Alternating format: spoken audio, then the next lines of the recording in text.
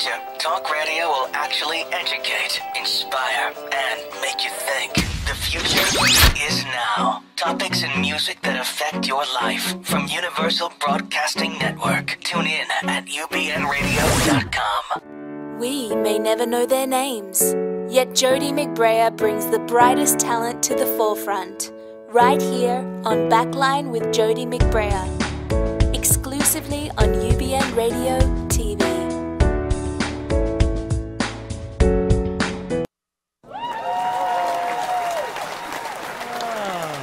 It's a beautiful day. Thank you so much for being here for Backline. I'm Jody McBrayer. I'm your host. I have to say that I have been trying to get this gentleman on my show for quite some time, and it's not because he didn't want to, right? It's because he's extremely busy. Let's just go with that. But I'd like everyone to give a huge UBN welcome to my dear friend, Mr. Tim Davis is in the house. Thank you. Seriously, thank you so much for being here and hanging with me today. We fought traffic together to get here. Yes. And I feel closer to you somehow. I don't, there's some pleasantries that I have to get out of the way with you. I mean, I've had, this is like my 10th show, I think. And I've had great guests on, people who've been my friends. But I think you and I have known each other the longest. Maybe Nikki was a little bit longer. But and you were in my wedding. Yes. You were a groomsman in my wedding, which seems like a whole other lifetime ago. It was another lifetime. For both of us, I think. But I remember when we first moved to Nashville, in our little apartment, and we were like getting unpacked, and we had just bought this couch, and you were sitting on the couch. I have that memory in my head. Oh, really? Yeah, you came I remember over to that. visit. And I remember when you guys left Nashville. Do you remember we came over in our pajamas and said goodbye to you? Do you remember that? No. You don't remember that? Thanks. I'm sorry, I have Tinder. Sessionheimer's disease. Yeah, you've used that one before. Anyway, thank you so much for being here and just hanging and being willing to brag about yourself a little bit. I don't even know really where to start with you because there's so much. You've accomplished so much. You've been blessed with so much over the last, when did you leave Nashville? 99. Wow. So it's been 16 years because we got married in 99. So, 16 years of just tremendous accomplishment. And I'm super proud of you. I don't mean to sound condescending, but I am extremely proud of you. I appreciate it. But the whole point of this show, the whole premise of this show is to kind of highlight people who are behind the scenes who make the magic happen because it's so easy for us to focus on who's in front, for us to focus on who's in the spotlight. They don't realize that there's like a cast of thousands behind the scenes that arrange, direct, produce, and make everything happen so that one person can shine or, that movie or whatever. So I want to ask you first and foremost so people can get to know you a little bit, like where you grew up and what inspired you to do music and, all that stuff. Just give us a little backstory on Tim Davis, as it were. I was born in Dallas, Texas. To a humble family on the plains. The youngest of 4 kids. We were raised in a very traditional Southern environment, but then we moved to Flagstaff, Arizona, where my dad got a job teaching at the university there, and we just all played instruments in the band. So my brothers, 2 older brothers and my sister and myself, and I played the trombone and took piano lessons, and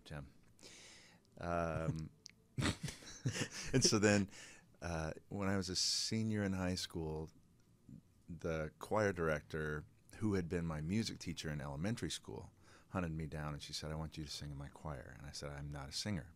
She said, "You are a singer." But I kept resisting, and she wanted me to do it, and I said no, and she kept coming to me and finally wore me down and said, you can be in my small, like, little jazz chamber group. You don't have to be in the big choir. You can still be in band and do your other thing." So I did it, and I found out that I really loved expressing myself in this way musically, and it felt very natural for me. And I did my first vocal arrangement in that in that group for 4 singers, even though I had no idea what I was doing. But I did that and performed it, and it was really awesome. But I didn't even have a thought that I would continue that. How old in were you college. then? 17. Oh my gosh. I didn't have a thought that I would continue that in Yeah. college, just because it had never even been on my radar that I could be a singer or what that was. So I went to college on a trombone scholarship, and Wow. it's really impressive. Well, it And, is. I mean, come on. On a trombone scholarship, you must have been excellent. I Do we was still play the something else. trombone? Oh no. I lent my trombone to someone a few years ago and never saw it again. Yeah. Well, Anyway, I wouldn't be playing it now.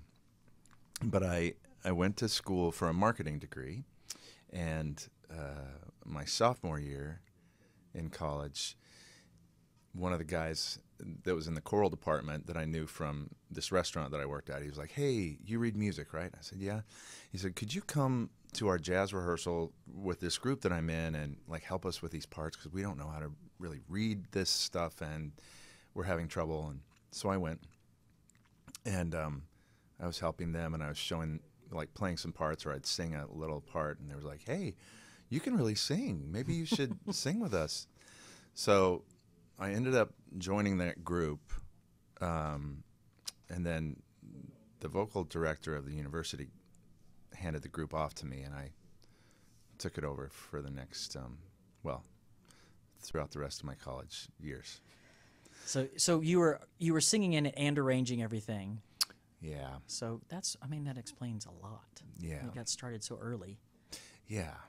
But so, in my early 20s, but I was bossy and mean and didn't really know what to do with myself Well, back then. some of that hasn't changed. But you're not mean. But I have done some But sessions with you. You are bossy. not bossy. I so wish that people could experience it, because I've done a lot of sessions. I've been a recording artist for years, but it's like, I don't know. You know what you want, and it's like this. If it's not right, then you move on to the next. It's pretty regimented is a great word, but it's great, and it moves things along quite well. That's probably why you've been so successful, because people know he's going to get the job done. Yeah. So so you graduated from college, Northern Arizona University. and so but you came here. Did you come here after No, I went to Fresno, that? Oh, the armpit of of California. course. Because everybody immediately goes to Hello. Fresno. I was put there If you're in Fresno, it's not you, it's others. by career placement at the university for a sales job in telemarketing with more business forms. And I was selling sales receipts over the phone, at which I was abysmal. I would They never. placed you there? Yeah.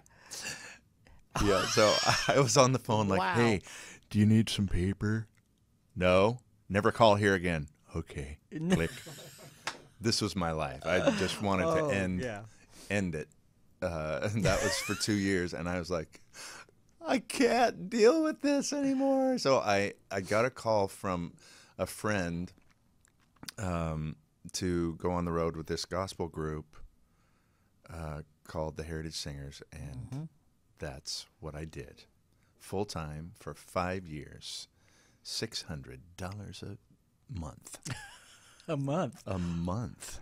Wow, that's actually pretty good money compared to what we made in Truth. But Yeah, by the way, no one cares, but I still am bitter about it, that I auditioned for Truth twice and was denied. And so hey, I went. you may want to count your blessings, actually. Actually, I've learned. Yeah, I think I am counting my blessings. So No there's a offense, whole lot whoever's of out there. dysfunction junction that comes out of that place. But anyway, I did not realize what a big deal the Heritage Singers were. Being from the East Coast, and not really. They're huge. Everybody that is, in the Christian circles here in the West Coast, they know who the Heritage Singers are. I think so. Yeah. It's a different. It is definitely a different demographic that follows the Heritage Singers. But excellent music nonetheless. Thank you. Great singers, yeah. I think so. Yeah. Well, I want people to hear you sing. You know, Wow. and I know that it was in great. I really couldn't. Could you have an E, please? No, but in great duress, you're like, everybody that comes on here, they're all like, oh, I just don't want, okay, well, here's 4 songs. I mean, but I want them to hear you sing. And so this is let's talk about If I Ever Would Leave You. And when you recorded this song really quick, and then we'll jump back into where we left off. This was in Nashville days, before I left Nashville. And this is for a gift market label out of San Francisco called Tambourine. It's no longer in existence because we sold so many copies. I personally sank the entire label. Here's the song.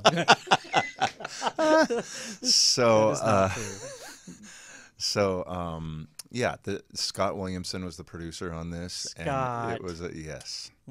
He always had a way of making me feel as small as possible, which I really enjoyed. But I sang this song on this record. It was called Broadway Songs You Know by Heart. And I love it. It was just like a one-pass kind of vocal thing, so I feel happy about it.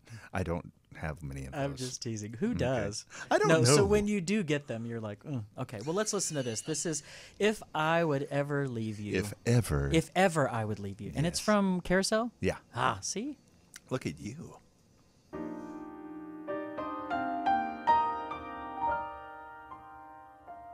If ever I would leave you, it wouldn't be in summer,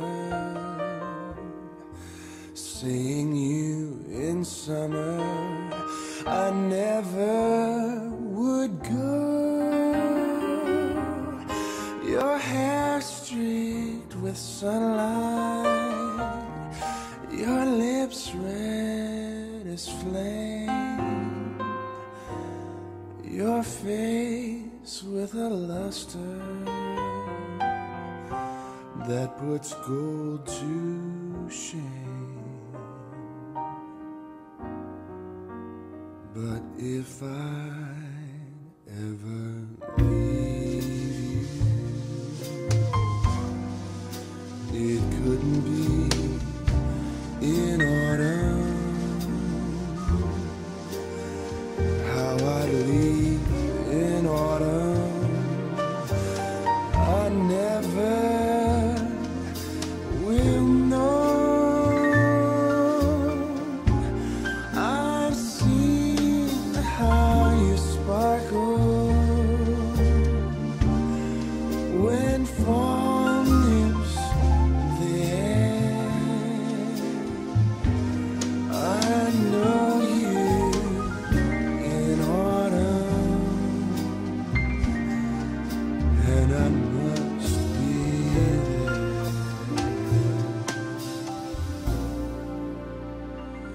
And could I leave you running merrily through the snow,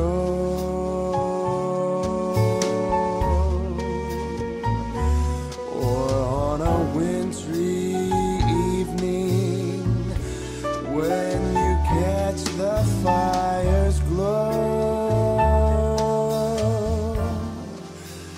If ever I would leave you,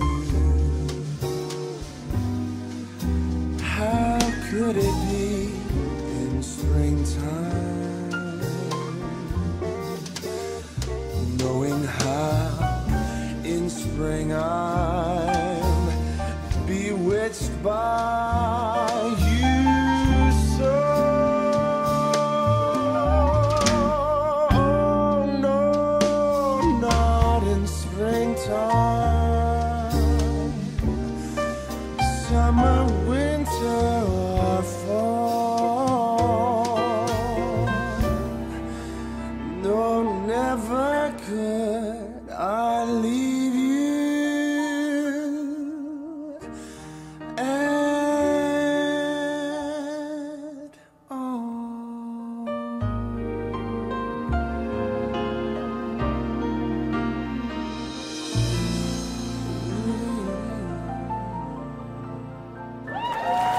Excellent. A Backline, Tim Davis. Right here. Thank you. Isn't it? And consistent. Your voice is butter, my friend.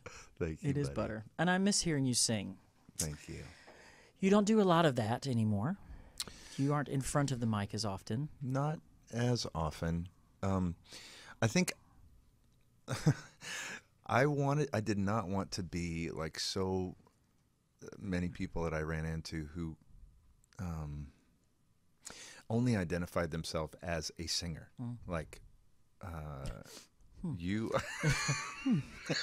No. We'll be right back. But then, I'm just kidding. no, who didn't have the skill anymore. Yeah, I get you. Like people, and I'm sorry for anyone who's listening. This isn't really about age. It's about a skill, because people don't hone their skills. They rest on their laurels and what they've done. And don't you want to hear what I'm doing? Well, no one really wants to hear that anymore. Yeah. So let's evolve. Exactly. And if you can't really evolve vocally or stylistically, then choose something else to do. Something so else, yeah.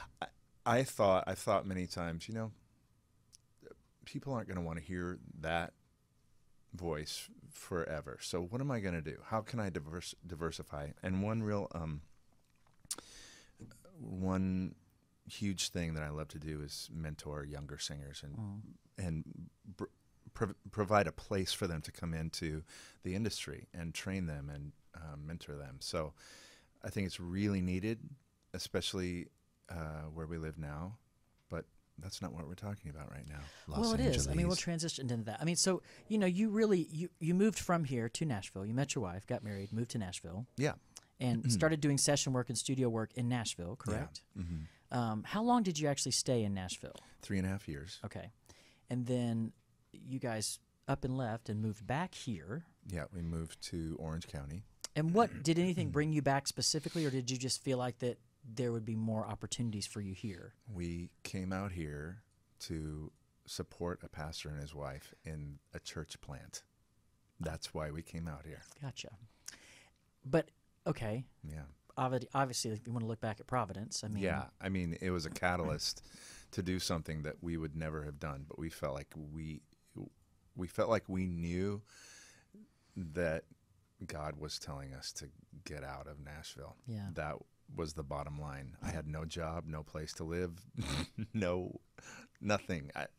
But we just left. Yeah. So coming out here and seeing God really like open doors and provide. I didn't have to get a second job. Not that I shouldn't maybe have, but we survived. Yeah. And I mean, it's been great. Okay, so cut to present day and all that you have been able to accomplish and all the things that have kind of transpired. Obviously, the biggest thing in your life as far as career-wise, I would think, and correct me if I'm wrong, but would be getting the opportunity to arrange all of the music for Glee, all of the vocals for Glee. What a huge opportunity for you. What were some things that sort of led up to that happening? Oh, man. I mean, I know you did a lot before that. Yeah. Yeah. But definitely Glee has been kind of the capstone of my career to this point. It's only the beginning. It's only the beginning. So Adam Anders, who I had only met in passing in Nashville, called me one day and said, "Hey, this is Adam Anders." And I was like, "Who?" he said Nikki Hassman's husband, and I was like, "Oh yeah," because obviously, sure, Nikki and I did some demos together in her early days in Nashville. So he was like, "Yeah, we're moving to L.A. and Fox has this pilot that they're interested in me working on, and I need a vocal arranger and a vocal contractor, and you're the only guy I've worked with out in L.A. before." And I said, "Well, that's nice, but we've actually not worked together." He said, "Yeah, we did. We did that thing in Nashville." I said, "No, you're thinking of someone else. I'm sorry. We've never worked together." He was like, "You just don't remember." Anyway, so this is the thing, and who knows if it's going to happen, but blah, blah, blah. So I was like, sure, I'm game. And I'm thinking, gosh, I hope this guy actually likes what I do, because he has never seen me work or heard me sing or do anything. So about a week later, he called me back and said, hey, it went away. Fox has other ideas with a different producer and vocal arrangers that they want to use, so it went away. So then 4 weeks later, he called me back and he said, it's back on, and if we can, they haven't liked anything that's happened before this time, but if we can do this song that they want done, then we can have the show. What was the song? Rehab. That's right. That's the magical song that everybody talks about, because Nikki's talked about it too. It's like, so everybody was so nervous about Rehab, and they loved it, right? Yeah, obviously.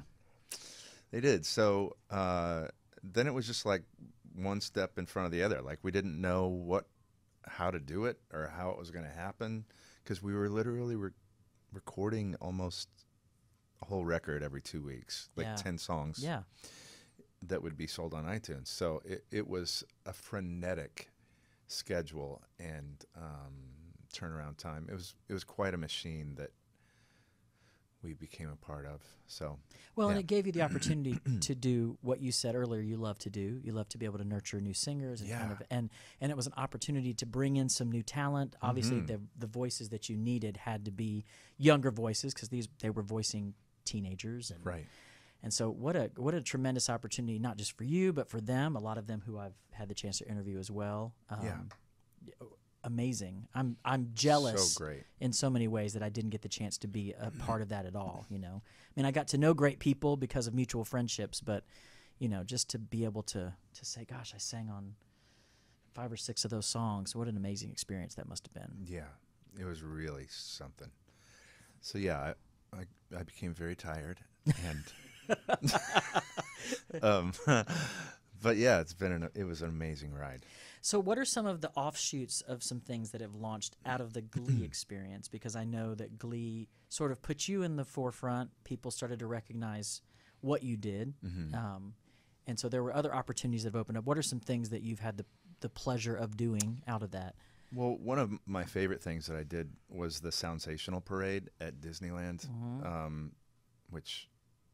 I got to bring in it's almost all like studio singers that had worked on Glee as well. Yeah. And they're still running that parade at Disneyland. Yeah, that parade ousted my parade out. Thank you so much. Oh.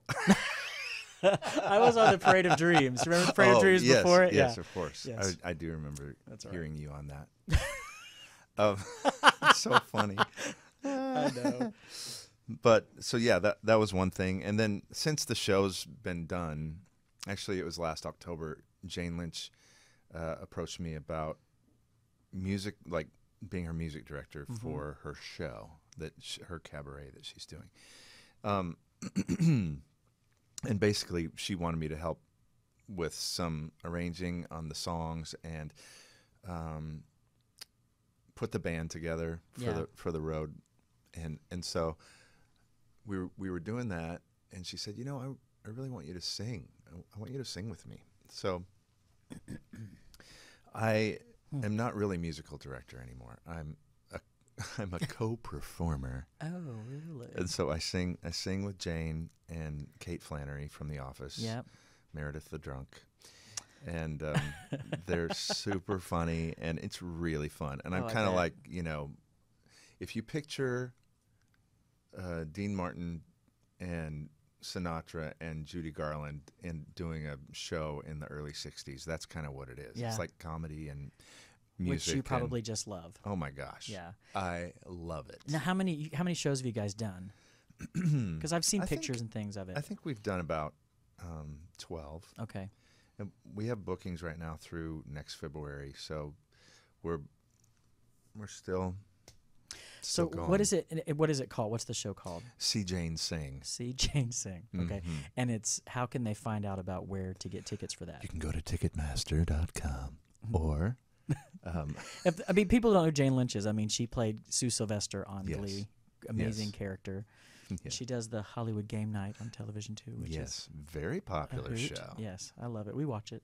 I think it's fun. Yeah. So I would love to see that. I bet that's an amazing night. It's really fun. Yeah. It is really fun. I hope we'll come to Nashville. I'll get you backstage. Oh, see, I know people. Yeah. I want to play another song. Okay. And this is, tell me about Sway. Oh, so not all of the people on Glee were teenagers.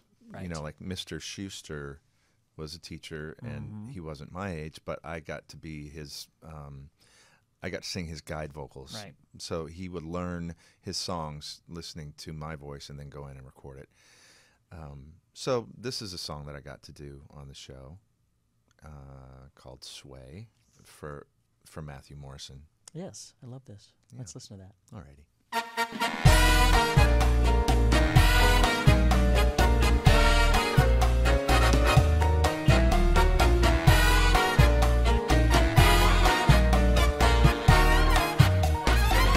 When marimba rhythms start to play, dance with me, make me sway. Like a lazy ocean hugs the shore, hold me close, sway me more. Like a flower bending in the breeze, bend with me, sway with ease.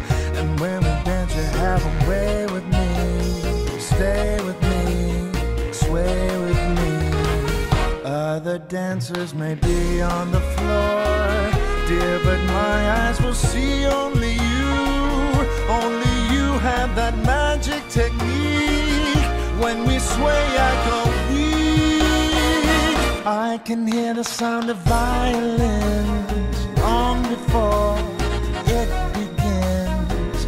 Make me thrill as only you know how. Sway me smooth, sway me now.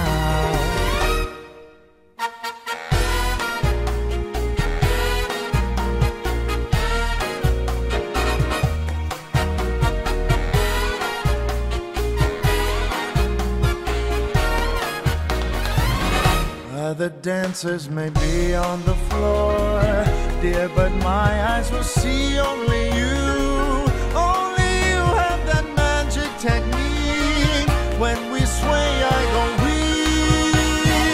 I can hear the sound of violins long before it begins. Make me thrill as only you know how. Sway me smooth, sway me now.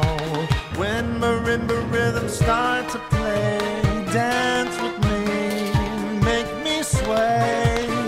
Like a lazy ocean hugs the shore, hold me close, sway me more. Like a flower bending in the breeze, bend with me, sway with ease. When we dance you have a way with me, stay with me, sway with me. When marimba start to play, hold me close, make me sway. Like an ocean hugs the shore, hold me close, sway me more. Like a flower bending in the breeze, bend with me, sway with ease. When we dance you have a way with me, stay with me, sway with me.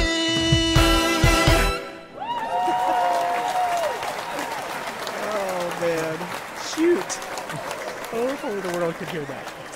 The things that we talk about when no one's listening. Okay, so you just shared that right before. Pop. Oh, God.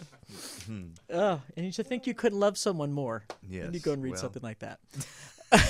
Okay, so we were talking about so many things while the music was playing, and I was only half listening, but Who cares? it's excellent. Excellence in this house. Shoe throwing going on. Okay. I was telling you that, for me, like there are 2 or 3 ultimate moments in my career where I was like, oh my gosh, this is amazing. You just stand back. It's sort of an awe moment, take a breath, like where time sort of stands still a little bit and you take it all in and say, gosh, you know, I've worked so hard, and I feel like that maybe this is the culmination of that. Is there a specific moment that stands out? I mean, obviously there's a lot to come for you. I believe that with my whole heart. But, you know, I think one day you'll be standing up there receiving an Academy Award. I totally believe it. Speak it, believe it. Receive that. Amen.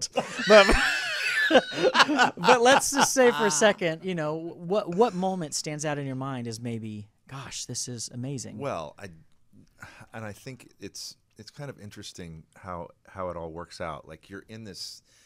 Glee was such a whirlwind for almost 7 years. Yeah.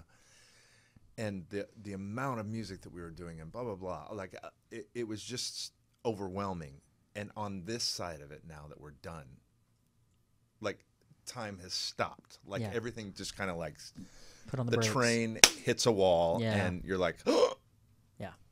And then you look back and you're like, 800 songs. 800 songs? That's, I mean, just even in 7 years, you think 7 years is a long time, but still 800 songs in 7 years. And I was a part of, like, helping create and using my voice on it. And, like, it's right now that I look back when I think about it, and I'm like, holy cow, I'm never going to have an opportunity like that again. And, you know, there was never anything like that for singers in the history of television, for sure. Yeah. Did you feel that way going through it, or was it when it ended that you were like... I did know that going through it, Yeah. and I emphasized that to the singers that I would bring in. Like, you know, this is a once-in-a-lifetime thing. And a lot of the singers were new, had never done sessions before. Yeah. So I was like, when you get out of this job and reality hits and you're not working 24/7 like you are now, you're going to be really thankful. So please don't complain about anything on this job. So true. Yeah. You know, because someone are like, Oh, it's so long. The hours are so long. Why do we have to wait so long? Aren't they wanna getting paid? I kill. mean, it's yes. Like, yeah, I know. I know. It's Just no. There's definitely a reference. generational thing that happens, you know, there. I mean, but I still count myself. I mean, I'm 45 this month, and I'm still, like, you and I are leaving Happy here birthday. and going. Thank you so much. You and I are leaving here, and we're going to do a session together. Are we Yes, not? Yes, we are. And I am so extremely grateful for that session. And I'm 45 years old, but any chance that I get to stand behind the mic and sing, I'm like, this is awesome. I'm getting Yes. to do my craft, do what I love to do, and it's just an honor for me. And you're incredible at it. No, really. Oh, I will just say, You don't need I to. had Jody on a session last. It was a few weeks ago. promise I and didn't pay you to do this. He was like, still, like, so great and so consistent and singing so in tune and super easy to work with. And Well, thank you so I mean, much. it's really true. I don't even know what to say. It is. Thank you. I mean, coming from you, that is high praise because you hear so many, and it's difficult. You know, this guy you have such an amazing ear, and it's so finely honed, so finely tuned, and it just makes it makes me nervous. I mean, like, sometimes I'm like, oh, sweet Jesus, if I sing one small note wrong, he's like, Jody, it's wrong. Sing it again, you know. And I'm just like, oh, crap. So you literally are puckered the entire time. You just are. That's how your sessions are. So tonight's what, like 6 hours? So I can only imagine being like, for 6 hours. I'm going to need a drink afterwards. Oh, my gosh. But, okay, well, I look at Glee, and I look at all that you've accomplished, and I just stand there kind of in awe of it. And just hearing the stories that everyone is told, because if you watch the show or listen to the show on a regular basis, you're very familiar with the Glee happenings because 90% of my guests have been a part of it. You know, it's just stunning. It really is. It's an amazing accomplishment. And I really do pray that something else like it comes around again because it needs to. You know, what it did for television and what it did for, you know, just for the freaking show choirs, for Pete's sake. I mean, it just revived that whole thing. And It's true. it's stunning. And it was excellent. It wasn't just like, you know, crap music. I mean, every single song. I was listening, my iPod was on shuffle coming here, and at least 3 or 4 of the songs that played were from Glee. You know, it's just, that's just part of everybody's life now. So well done, you. Thank you. I'd cue the applause again Thank you. if we had time. We don't have time. Please don't do it. Moving on. So let's talk about this because you nurturing singers and musicians to kind of get them geared, because session singing and studio singing is extremely different than singing live. And if you've never done it before, I mean, it's like looking at something under a microscope. It's just that intense. And you hold a workshop. It's your second one that you're getting ready to do, right? Yeah. It's called Studio Singer Intensive. Tell us a little bit about what that is. So when I moved here in 99, I was 32, I guess, 33 maybe. And without fail, every session I went to, I was the youngest one, which was really strange because in Nashville, I was on the older side. Yeah. And for some reason, I don't know why, Nashville just had the younger singers always coming in and transitioning in, and LA just didn't.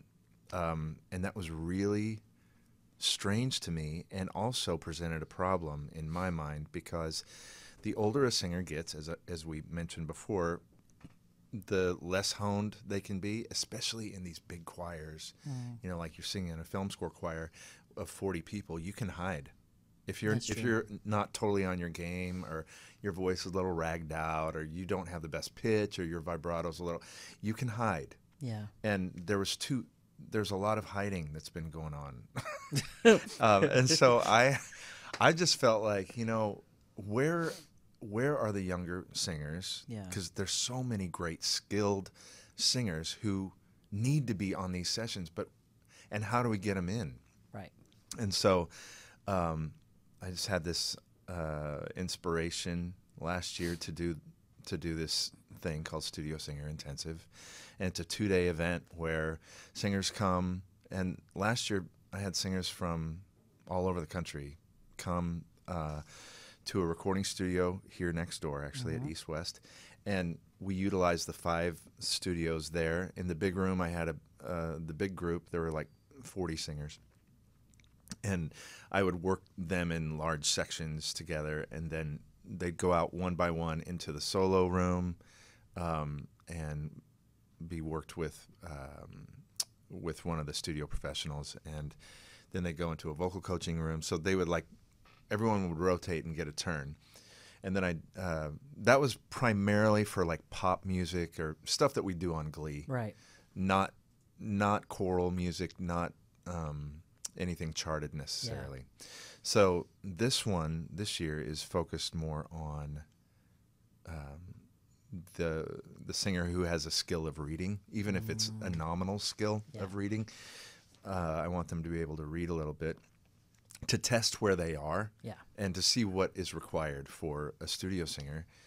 Because, again, there's so many great singers that are moving to LA. They have no way to get in, but they really think that they might want to try this. And this is a way that they can be trained and evaluated and evaluate themselves to see if they think that they have what it takes to do this job. Yeah, because it's not, I think everybody who thinks, oh, I can sing, then I can do studio work. And it's like, it does take special... It is a different skill set. Yeah. It is a completely different skill set as opposed to an artist who's like, okay, I'm really honing my skill and my craft as an artist and a soloist.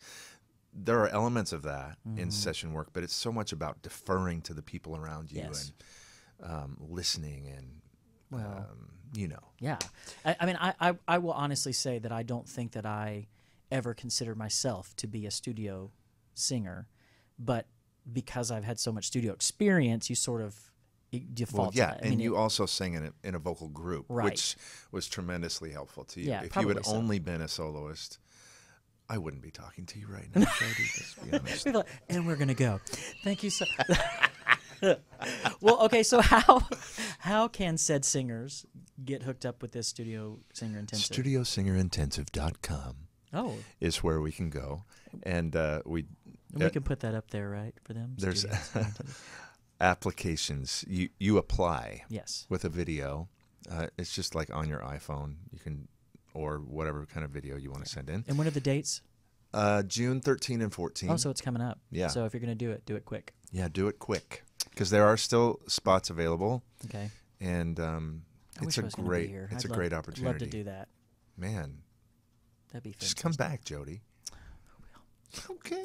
I will. Okay. I will. I will. I told you all you have to do is call me and I'll come back. Okay. That's what I told you. That's I true. know, you never And believed here me. you are. Okay, there's a couple things I want to touch on, and I know probably how are we doing time wise here, Big T? 10 minutes. I love when we have 10 minutes. I can Yes. accomplish so much in 10 minutes. Yes. Okay. The one thing that you and I were talking about is about the 75th anniversary of the Palladium, which is a concert venue here in Los Angeles. Talk about that a little bit, because I love the idea that you had with that, and kind of what they're doing for the 75th anniversary. Tell us a little bit more about that. Okay. This has not been announced yet, so, and because there is no specific date yet. But Conceptually I've had an idea for 25 years to revive the supper club that was so popular in the 40s and the 50s. Where everyone got dressed up to go out in their suits and their tuxes and their gowns, and they would dance to the big band, and it was really first class, and everything was like done really well, and it was expensive. It was an expensive, nice night out, but people would save and do it. So I've wanted to do that for some time. I used to think I wanted to open a restaurant, but I don't want to. No. But when I saw the Palladium, which has been a landmark here in Hollywood since 1940. It opened in 1940 with Frank Sinatra and the Benny Goodman Orchestra. No, Tommy Dorsey, I'm sorry. Tommy Dorsey and Frank Sinatra. And this was before Frank Sinatra was a name. Yeah. So he was just like a nightclub singer trying to make his way. He did all right. He did okay. And then Doris Day played there, and Ella Fitzgerald, and all the greats and all the great big bands would play, and it would be a supper club with the little tables and dinner. And so I've done some events there. I've been a part of some events there, and have just been fascinated because the building is still in its original state. It's enormous. It has a huge dance floor, and it's really beautiful. And so I just had this vision to recreate a night or several, depending on the demand, which I really think is going to be huge. Yeah, I do too. And so these are the elements: a 20-piece big band, a 5-course dinner, car service to and from the Palladium. There'll be 60 waiters. It seats 770 and 400. Wow, I didn't know it was that big. 400 standing in the mezzanine, or sitting on couches and stuff. There'll be different ticket prices. I'm not going to say what those are yet, but it'll be worth it. Yeah, totally worth it. Jane Lynch is already on to sing, as is Kate Flannery and others that I'm not going to mention yet. Yeah, it'll be a night of honoring this first one that we're going to do. I'm wanting to partner with the Motion Picture Television Fund, which their foundation benefits a retirement home in Hollywood for all of the actors and crew people in film and television that couldn't take care of themselves anymore. Wow. And many film stars and television stars have gone there and spent their last days on this earth, in this place. So it's funded by the Motion Picture Television Foundation, and I want to partner with them and give a portion of the proceeds to them, and then honor these living legends like Carol Burnett, Julie Andrews, Debbie Reynolds, Dick Van Dyke, Tim Conway, all of these people who have had such a tremendous impact on our entertainment culture. Yeah. I just want them to come and enjoy an evening out. They can talk if they want to. They don't have to, but they'll be honored. Yeah. And it'll be a night with, again, the dinner and the bar and the big band and dancing and a full floor show. Wow. So that's amazing. It's going to be something else. I'm really excited about it. Listen, I will come and serve. Yes? I'll wait No, tables. you're going to come and buy a ticket. Okay. Well, all right. I would love to, actually. It would be an amazing night out. And so, I'm sorry, I didn't tie it into the 75th year celebration because it is the 75th year. From October 3rd is when it opened in 1940. So from October to October 2016 is that celebration. Gotcha. So it's going to be sometime in the next several months that we're going to have this, and it's really exciting. And they're partnering with me That's awesome. to put it on. Well, it makes perfect sense. It would be great if, I think about, well, I don't know. It would be great to do something like that and for it to catch on and become a regular thing. Like I'd even love if it's to like do that. every Thursday and Friday night at the Palladium, this is what it is. Just how amazing would that be? But if I can't do it 100% first class over the top, I ain't doing it. Yeah. So No, I'm with you. I'm with you. And that's what I want people to know is it's going to be an event. Yeah. That they will not want to miss. Well, I mean, and I have no doubt that it probably will end up being more of an event than you realize. I sure hope so. Well, okay, so I wanted to play the other thing really quick, just a snippet of it, because this is from Disneyland, right? This is a fireworks show, the Halloween fireworks show. I recorded this about 7 years ago, and it's playing at Disneyland here in California, Disney World, Disneyland Paris, and China. Oh no, Hong Kong, I believe. Yeah. So Tokyo. maybe. Yeah. I'm confused. It's okay. I don't get over there. Anyway, yeah. So I did it with the producer in Nashville, Mark Hammond. Yeah. And Well, I want people to listen to this just because of the parts and how you're singing everything, right? Yeah. Which is unreal. Let's just play this a little bit of it. When you hear the knell of a requiem bell, Weird ghosts gleam where the spirits dwell. restless bones, ethereal eyes, Rise the spooks of every size. grim grinning ghosts come out to socialize.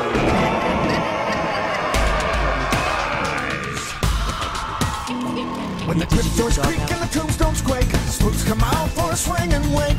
Happy haunts materialize and begin to vocalize. Grim grinning ghosts come out to socialize.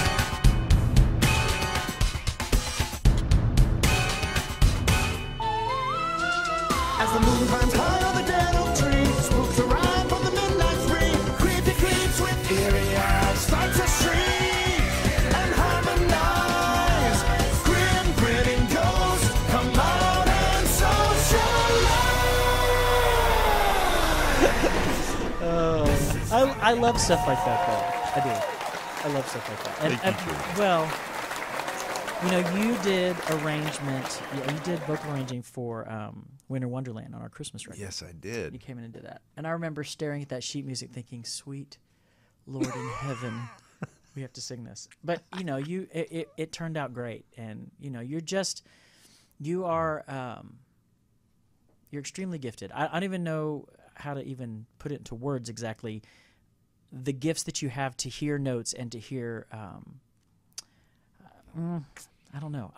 You hear things that normal singers even don't hear. Like some of the best singers in the world that I've worked with and had the chance to travel with, you far exceed them in so many ways. And I've got a huge amount of respect for you as a musician, but I also have a huge amount of respect for you as a person and just your heart and your desire to help musicians and bring people along with you. And Thanks, Jody. It means a lot to me that you would take the time to be here and to do the show. I know that you're extremely busy, so thank you for taking time out.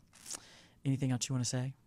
No, I don't think so. Just thank you. Thank you so much for. And by the way, he looks having like me. this every day. He does not leave. I swear to you, he does not leave the house without looking. Yes. Last night he goes, now is this going to be on camera? Because I want to make sure I don't look like a wreck. I'm like, that's not possible. He's always fixed, and he always has been. But Tim Davis, everybody, thank you so much for being back. I'm so glad you guys were here to join us. Thank you for tuning in. It means a lot to me that you take time out to watch me talk to people, because I know there are more exciting things you could be doing. But it means a lot. So have a great weekend. God bless everybody, and we will see you next weekend on Backline. Take it easy. Bye-bye.